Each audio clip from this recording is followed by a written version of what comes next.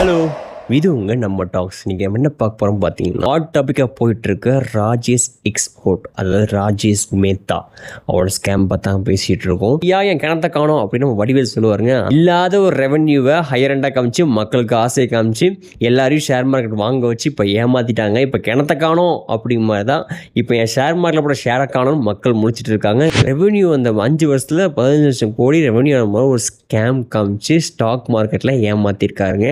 அதை நம்பி நிறைய பேர் இன்வெஸ்ட் பண்ணியிருக்காங்க. ராஜேஷ் எக்ஸ்போர்ட் மேலே எல்ஐசி 2000 கோடி இன்வெஸ்ட் பண்ணியிருக்காங்க. அந்த காசு எவ்வளோன்னு பார்த்தீங்கன்னா நம்ம மக்கள் போட்ட காசு தாங்க. நிறைய பேர் எல்ஐசி பாலிசி எடுத்திருப்பாங்க. அந்த காசு தான் எல்ஐசி கவர்மெண்ட் இன்வெஸ்ட் பண்ணியிருக்காங்க. இப்போ இந்த விஷயம் வெளியே வந்தனால அந்த ராஜேஷ் எக்ஸ்போர்ட் பார்த்தீங்கன்னா ஷேர் மார்க்கெட் ரேஞ்சுமே டவுன் ஆகி லோ ரேட் ஆயிடுச்சாமாங்க. அதாவது பார்த்தீங்கன்னா நீங்கள் 1 lakh இன்வெஸ்ட் பண்ணியிருந்தீங்கன்னா 90,000 இப்போ லாஸ் ஆகும். உங்களுக்கு திரும்பி 10,000 தான் ரிட்டர்ன் பேக் ஆகிற அளவு ஸ்டாக் மார்க்கெட்டோட ரேட்டும் குறைஞ்சிருக்காமா. கேஸ் ரொம்ப சீரியஸாக போயிட்டு இருக்குங்க. எல்ஐசி 2000 கோடி போட்டிருக்காங்க. அதெல்லாம் மக்கள் பணம் தான். ஆனால் திருப்பி அது எவ்வளோ வரப்போகுது, மக்களுக்கு திரும்பி அது வருமா, என்ன மாதிரி மக்கள் அதை ஃபேஸ் பண்ண போகிறாங்க அப்படின்னு ஒரு கேள்விக்குறியாக இருக்குங்க. இப்போ அந்த கேஸை ரொம்ப சீரியஸாக பேசிகிட்டு இருக்காங்க. என்ன எனக்கு போது தெரியலங்க, வெயிட் பண்ணி பார்க்கலாம்.